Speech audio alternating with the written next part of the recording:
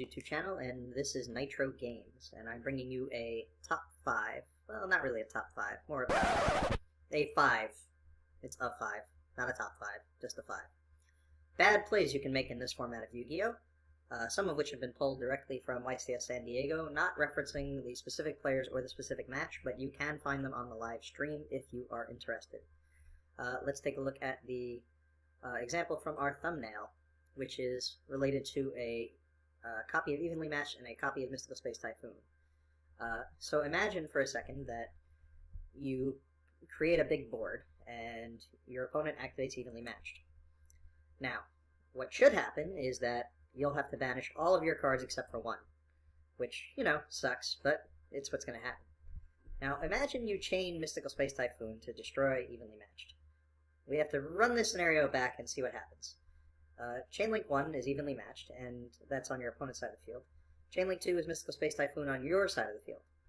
Now, if you resolve the chain links backwards, Mystical Space Typhoon will destroy Evenly Matched, removing it from the field. Now your opponent controls no cards. Now, Evenly Matched says, your opponent must banish cards from their side of the field, face down, until they control the same amount of cards as you do. So, normally, when your opponent activates Evenly Matched, you would keep one card on your field, because they control Evenly Matched. But if you did resolve Mystical Space Typhoon first, destroying it, now they control no cards, so you have to banish all of the cards on your field, which is a really silly thing to do. I'm sure there could be a scenario, perhaps you have your own Evenly Matched, and you want all your field to be destroyed and banished, but that's a rare scenario and probably not likely to happen. So let's assume that you're not trying to lose your whole field. You probably should not destroy your opponent's Mystical Space Typhoon.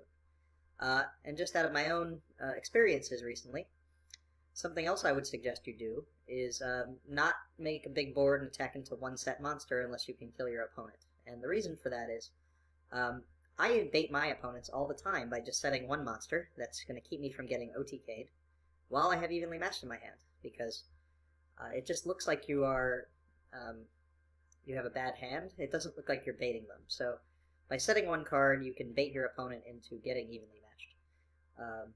It also gives them more reason to put cards on the field earlier.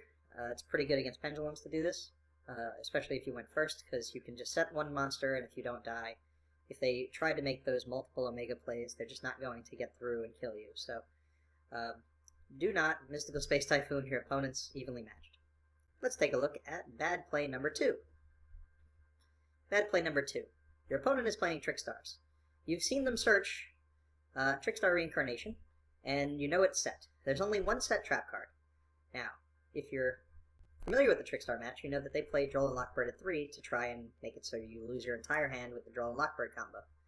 But if they only have one Trickstar Reincarnation, they need you to perform the first card add to hand of the turn. So, if you know they have Trickstar Reincarnation, it is in your best interest to set as many cards as you can, unless they're unsettable, such as a handful of monsters, or perhaps a bunch of normal spell cards that are you're just gonna lose to their field spell when they start targeting them.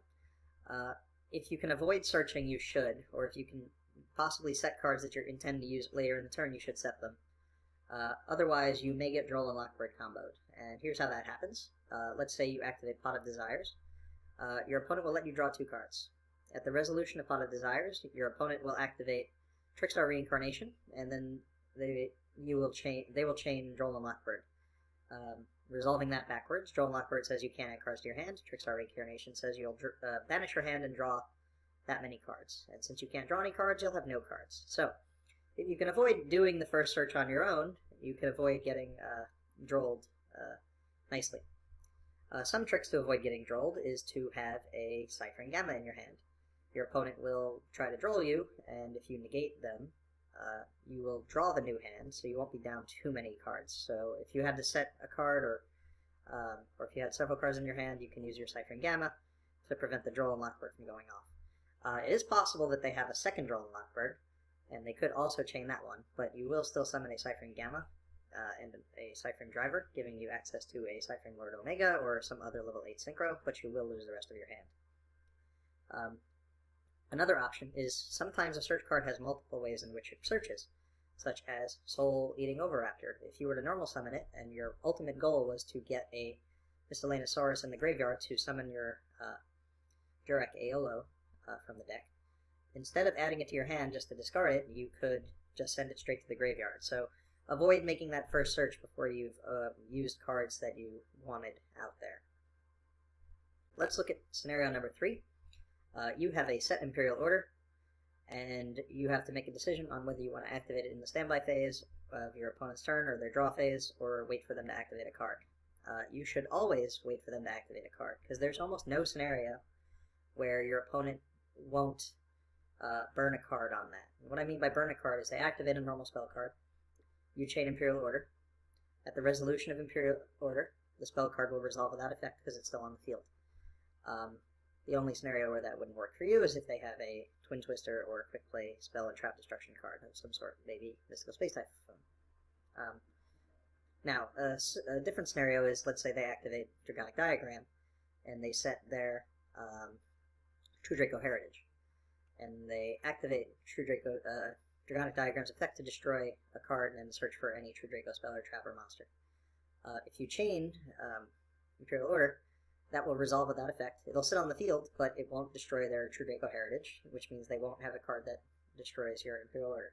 They could potentially just normal summon Majesty Maiden or Masterpiece and tribute it and destroy it that way, but you've prevented them from resolving one of their effects for the turn that they intended to resolve, which is always to your benefit. So there's no reason to shotgun Imperial Order. Unlike a card like Abyss Dweller, where if you don't shotgun it, you may allow them to activate an effect, and since Abyss Dweller does not negate activations, it prevents activations, you have to use Abyss Dweller earlier in the turn rather than later. Alright. Another thing that came up at YCS San Diego was Mind Crush. Mind Crush says if you declare a card name, and if that card is in your opponent's hand, they must discard all copies of it. Otherwise, you discard one random card. That part's important, because if you don't have any cards in your hand, you cannot activate Mind Crush. So a game came down to a player at YCS San Diego not having a card in their hand to activate Mind Crush when it was really imperative that they do so. I actually didn't witness the game myself. My brother alerted me of it, and it was, I figured, a terrible play, but worth mentioning. It's unfortunate. In the heat of the moment, we make mistakes, and setting one too many cards could be that mistake, and you don't want to be the reason, or you don't want to be the person who's remembered for that. But, you know, in live game scenarios, the pressure is on. It's easy to make mistakes. Alright, one last scenario, and that is Lonefire Blossom, or Shurnui Solitaire, responding with Max C or Ash Blossom and Joyous Spring. If you let your opponent normal summon Lonefire Blossom, and you have Max C, you should immediately play it. And the reason I say that, technically what you're doing is you're giving your opponent the option of allowing the summon of multiple Lonefires, thinning their deck, and not giving you as many cards. But currently, our meta is seeing a massive surge of Ciphering Gear Gamma, which negates hand traps, and because Lonefire Blossom and Shurnui Solitaire attribute themselves as cost, when they activate their effects, they are baiting you into getting Gammed. Matter of fact, when I play decks, I actually say to my opponent, I will activate Solitaire, would you like to get Gammed? And they will usually say, no.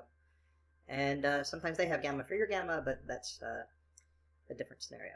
So, what are your options?